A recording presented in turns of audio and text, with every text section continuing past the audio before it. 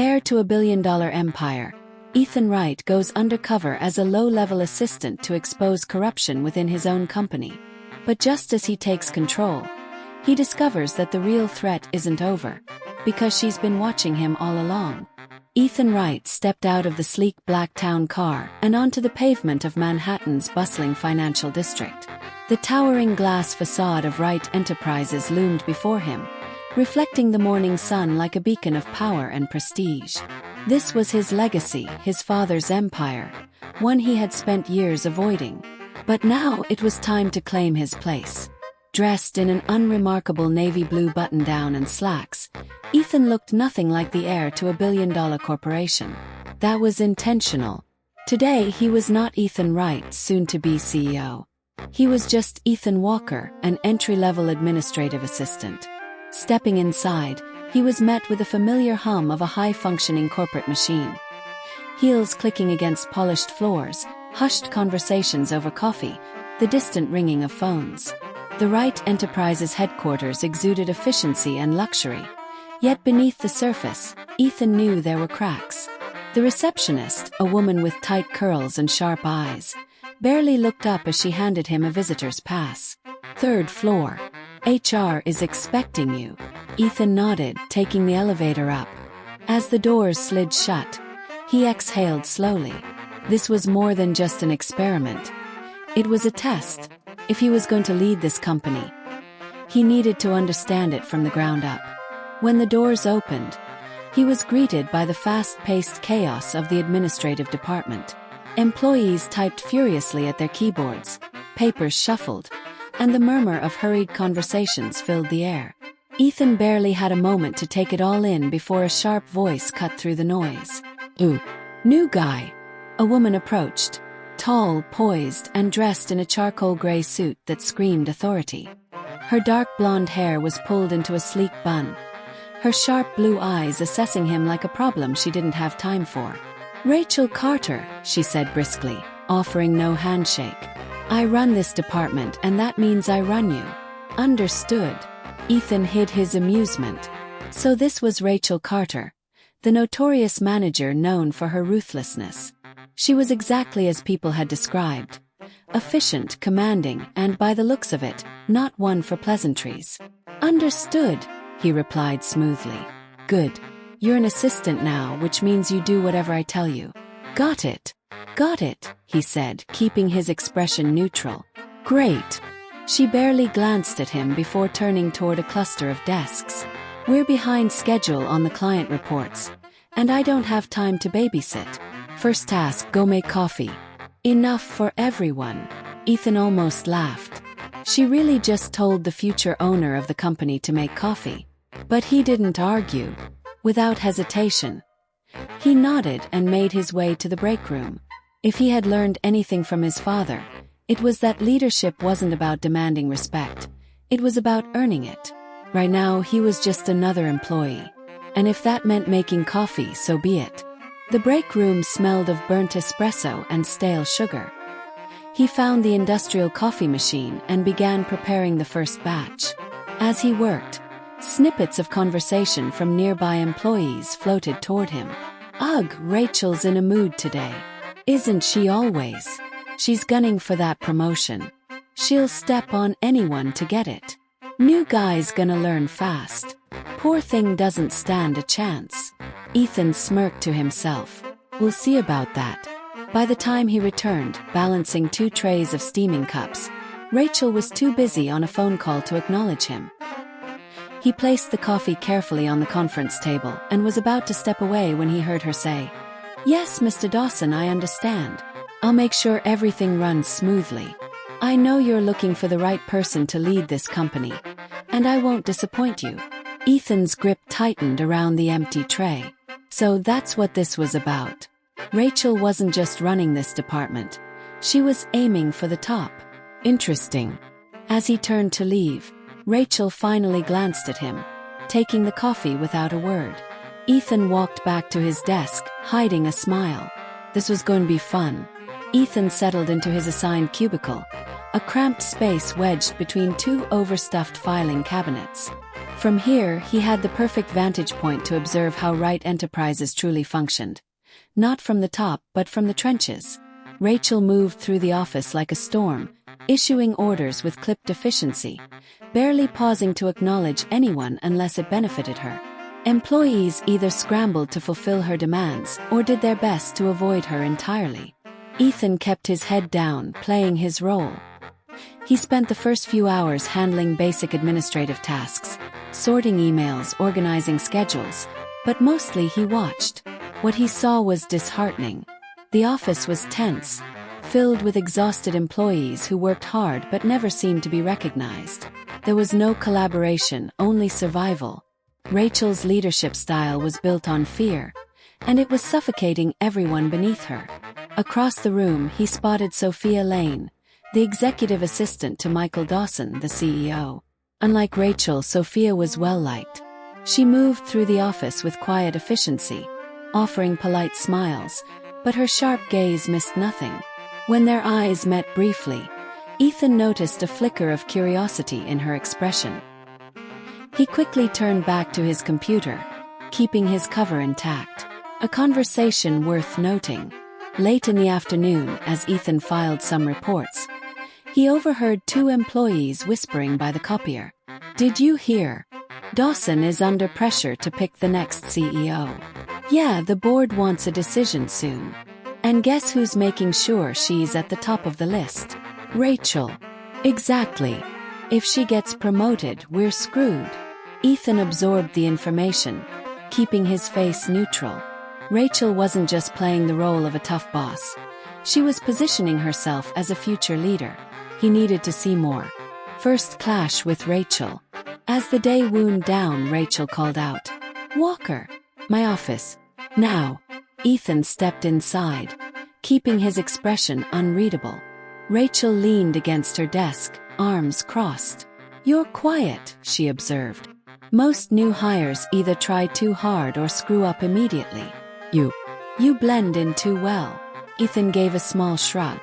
"Just trying to do my job." Rachel studied him for a beat, then smirked. "Good. Keep it that way." She grabbed a thick stack of files and dropped them on the desk in front of him. "These need to be sorted by the morning. Don't disappoint me." Ethan nodded, taking the files without protest. Rachel narrowed her eyes, as if expecting him to argue.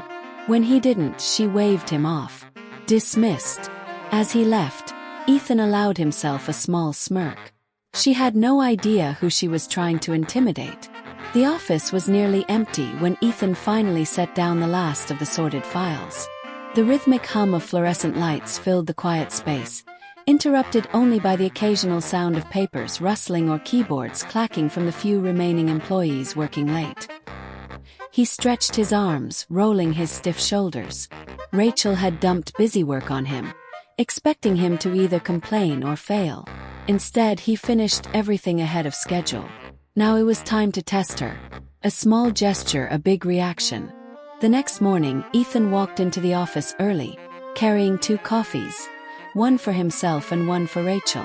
If there was one thing he had learned from working in different environments over the years, it was that a small act of courtesy could reveal a lot about a person. Rachel barely glanced up when he placed the coffee on her desk. "What's this?" she asked, her tone suspicious. "Coffee," Ethan said simply.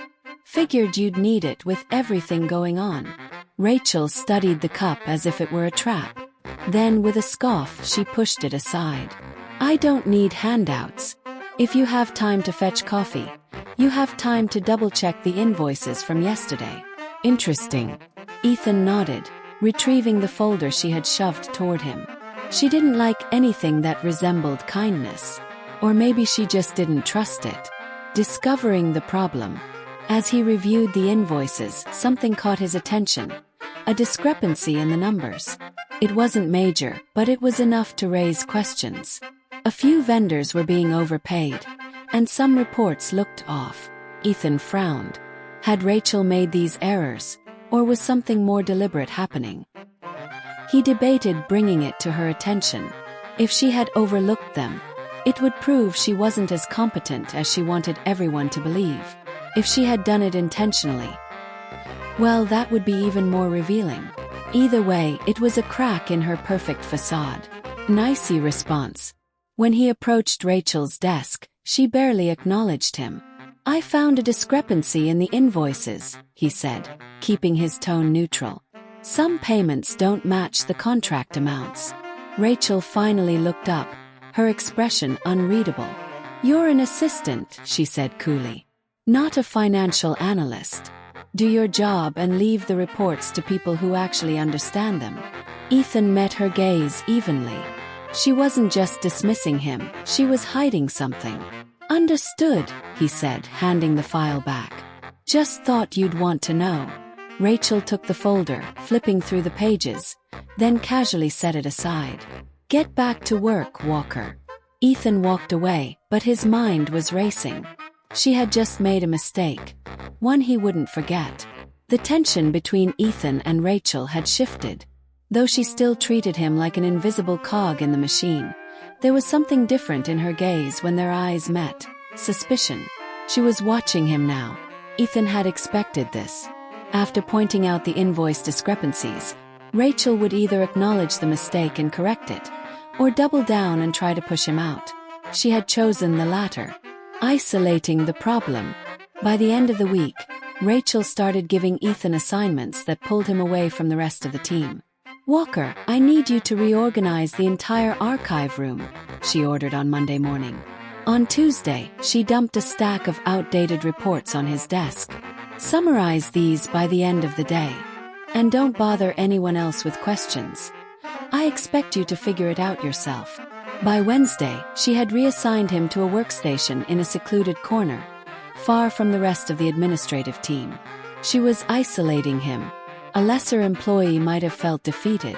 Ethan, however, was taking notes. Rachel wasn't just dismissive, she was strategic.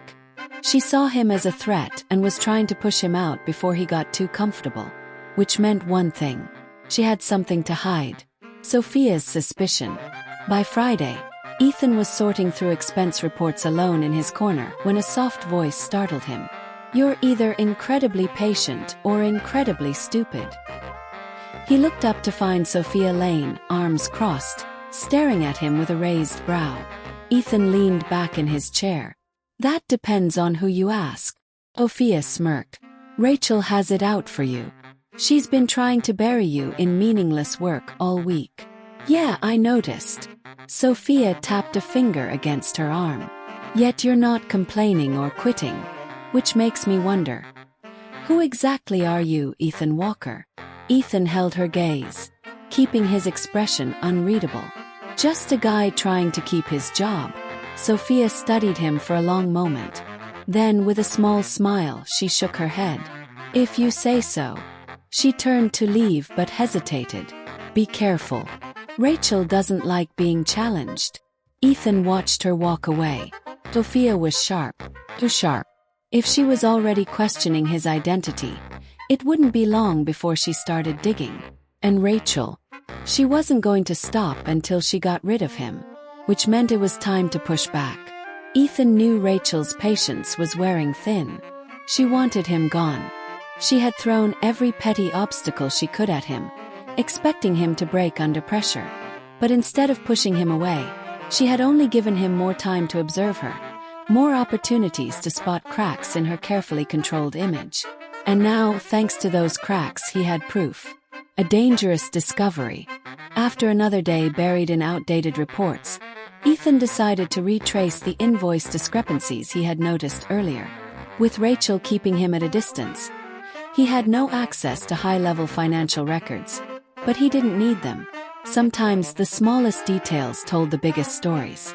By cross-referencing past expense reports and payment records from the finance department, Ethan found what he was looking for. Pattern. Rachel had been approving payments to certain vendors at inflated rates.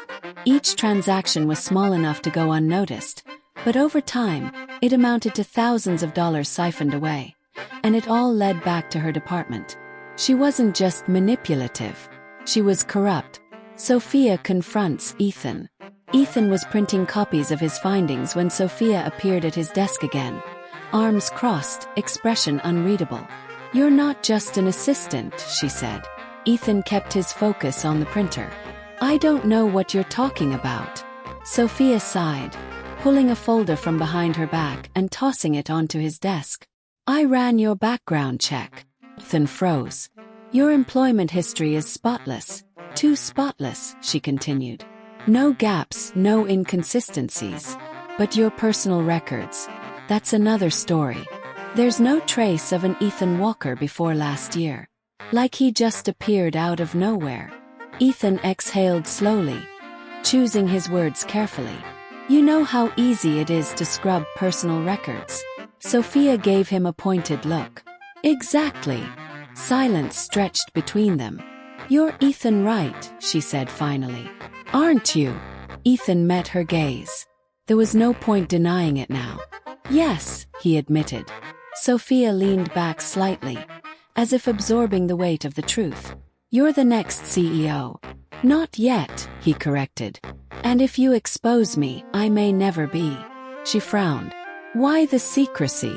You could have walked in on day one and taken over."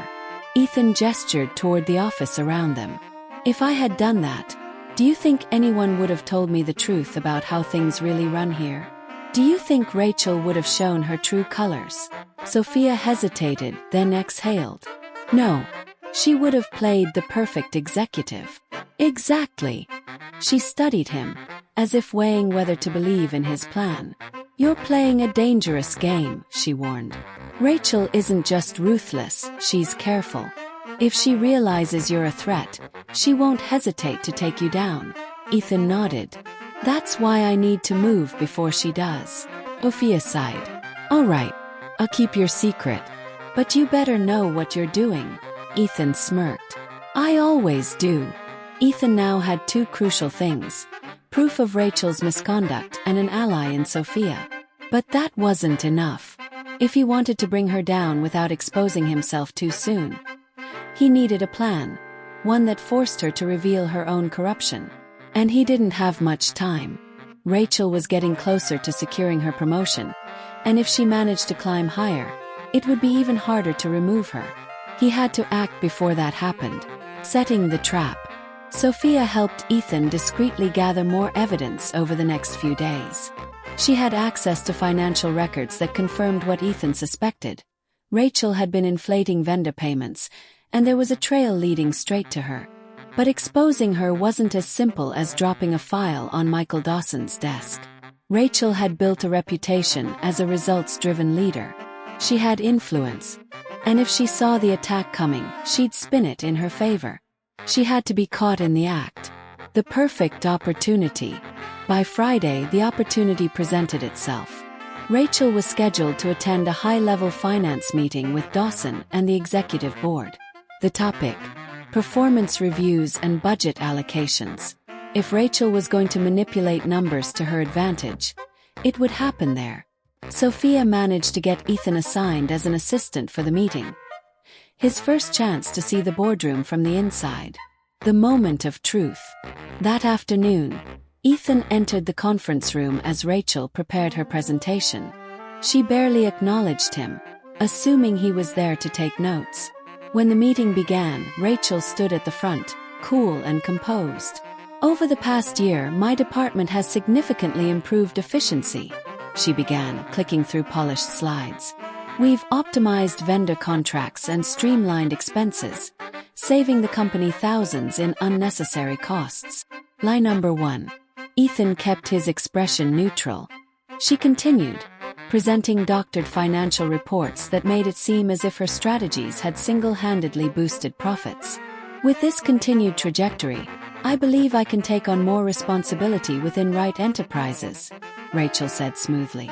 "I'm fully prepared to step up as a senior executive." Michael Dawson nodded, clearly impressed. "Rachel, these numbers are remarkable.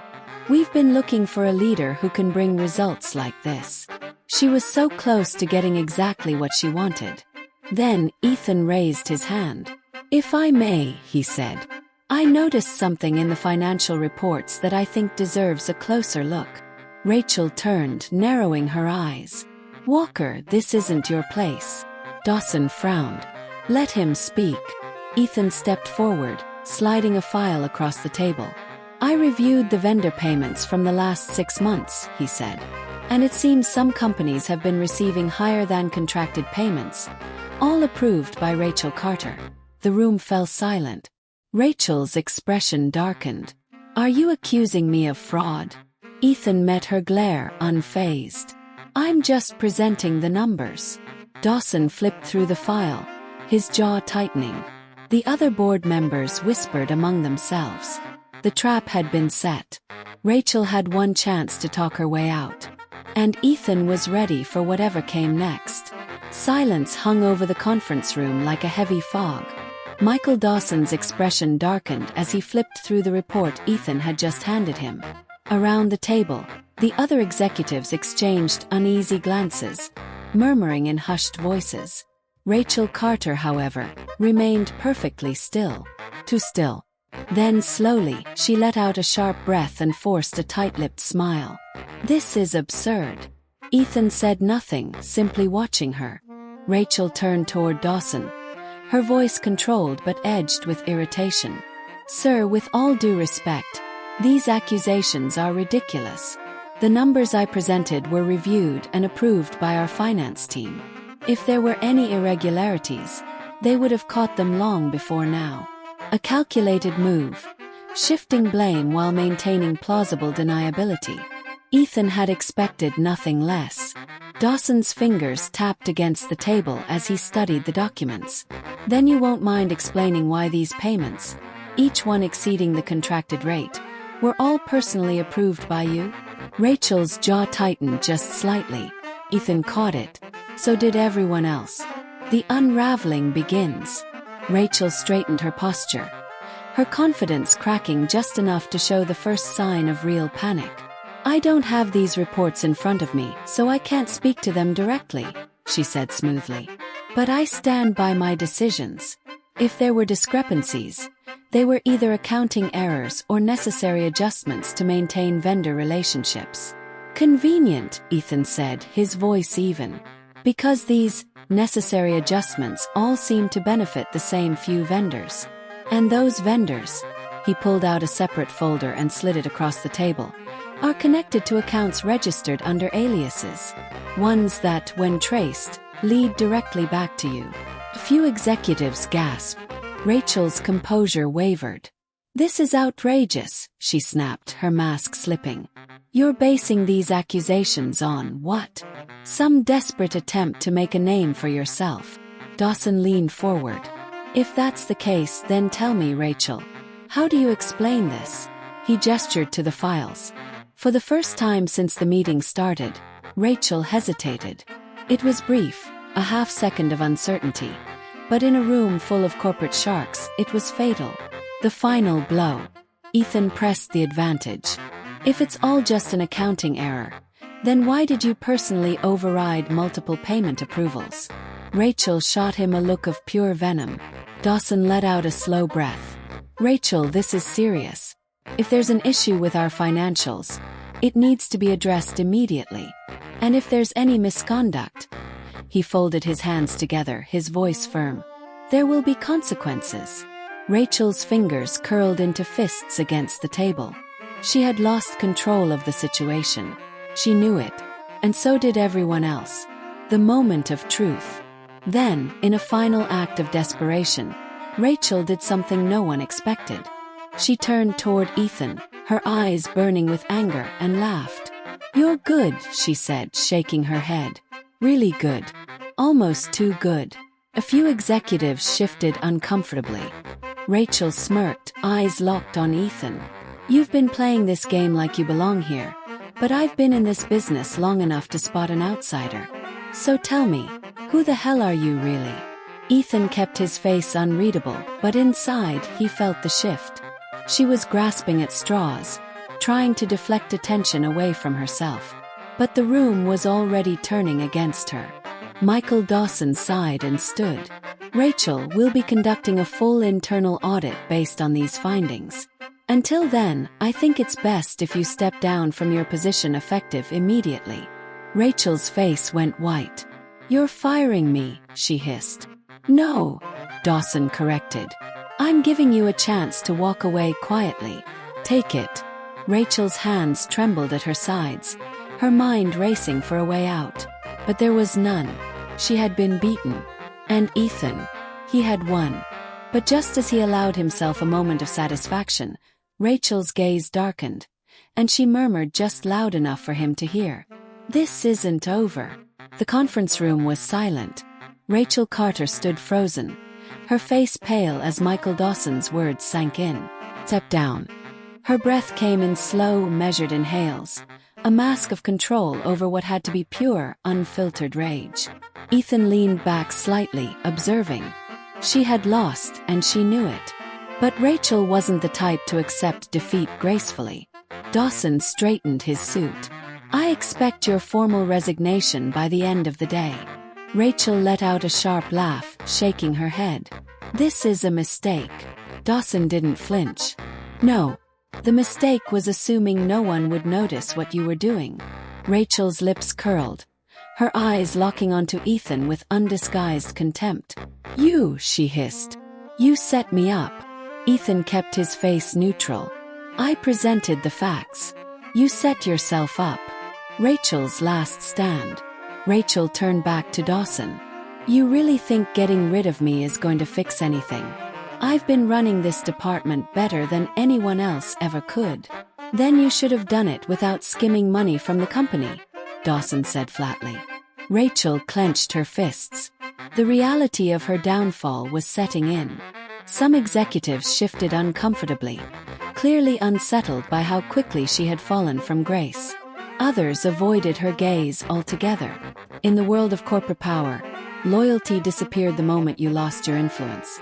And Rachel had just lost everything. Finally, she exhaled sharply and straightened her shoulders. If she was going down, she would do it on her own terms. Fine, she spat. I'll resign. But don't think for a second that this company will survive without me. Dawson didn't even blink. We'll manage. Rachel turned toward the door, then stopped. Slowly, she faced Ethan one last time. You have no idea what you've just done, she murmured. There was no anger now, only cold certainty. Ethan met her gaze evenly. I guess we'll find out. Without another word, Rachel stormed out. The room stayed silent for a few seconds before Dawson let out a breath and turned toward the other executives. We'll meet again tomorrow to discuss the transition. For now, this meeting is over. People stood quickly, eager to leave the tension behind. But as the room emptied, Dawson's voice stopped Ethan in his tracks. Walker, stay. A new reality.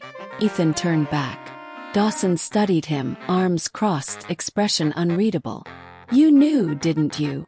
Dawson finally said. Ethan tilted his head slightly. Knew what? Dawson's lips twitched. Don't play games with me, kid. You knew exactly who Rachel was before this meeting. And you came prepared. Ethan didn't answer. Dawson exhaled through his nose. I've been in this business a long time. I know when I'm looking at someone who's here for more than just a paycheck. Ethan met his gaze, waiting. Dawson nodded slowly. All right, let's stop pretending. I want to hear it from you.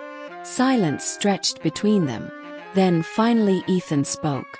My name isn't Ethan Walker, he said. It's Ethan Wright. Dawson didn't look surprised. If anything, he almost looked amused. Well, Dawson said, straightening his tie. It's about damn time. Ethan stood firm as Michael Dawson took in the revelation. The mask was off. For the first time since stepping into Wright Enterprises, he wasn't just Ethan Walker, the assistant. He was Ethan Wright, the rightful heir to the company. Dawson let out a quiet chuckle, shaking his head. You really had us all fooled. Ethan shrugged. That was the point. Dawson's expression sobered. Your father wouldn't have done this. No, Ethan agreed. He would have walked in on day one and expected everyone to fall in line.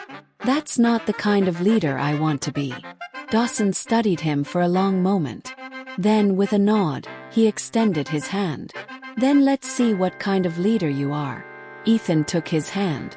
The weight of what was happening settled in his chest. This was it.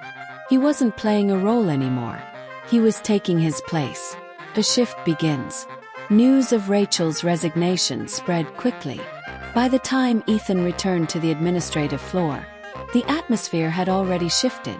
Employees whispered in corners, stealing glances at him as he passed.